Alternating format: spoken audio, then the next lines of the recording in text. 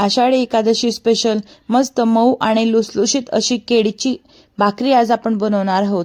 आम्ही उन्हाळ्याच्या दिवसामध्ये कच्च्या केळीची साल काढून त्यांना बारीक कट करून घेतो आणि 2 ते 3 दिवस छान उन्हामध्ये तापून घेतो।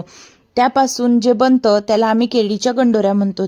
यांना तुम्ही गिरणीतून जरी दळून आणलं तरी चालेल, नाही तर मिक्सरला फिरवलं तरी चालेल। हे वर्षभर खराब होत नाही त्याला छान जर नीट ठेवलं तर। मी या ठिकाणी मिक्सरला पीठ पाटून घेतलेला आहे। नंतर त्यात शेंगदाण्याचं कूट टाकलं आहे, 2 चमचे उकडलेला बटाटा किसून घेतलेला आहे, तिखट टाकलेलं आहे, जिरं आणि चवीनुसार मीठ आणि थोडी दह्याची खाप त्यामध्ये टाकून घेतलेली आहे। हे सर्व थोडंसं पाण्याची मदतीने आपल्याला मिक्स याचा गोळा करून घ्यायचा आहे आणि छान त्याला मॅश करून घ्यायचा आहे। आपण जेवढं तो गोळा मळणार तेवढी आपली भाकर खूप छान मऊ आणि फुलून येते। भाकरीला छानपैकी आपल्याला थापून घ्यायचं आहे आणि भाजून घ्यायचं आहे दोघं बाजूंनी। या भाकरीसोबत शेंगदाण्याची हिरवी चटणी नाहीतर लाल चटणी, लाल मिरची घालून किंवा हिरवी मिरची घालून दोघंही चटण्या खूप छान लागतात।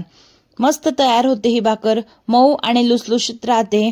तुम्ही गिरणीतून जरी पीठ दळून आणलं ना तर त्याची पण छान होते, पण मी घरी दळताना थोडं रवाड दळलं आहे, त्याने आपली भाकर छानपैकी फुलून येते आणि चवीमध्ये पण खूप फरक वाटतो। हे पीठ आपण जेव्हा मळतो ना तेव्हा त्याला खूप जास्त चिकटपणा येतो, तर तो थोडा हार्ड वाटू शकतो। रेसिपी नक्की करून बघा, खूप छान लागते।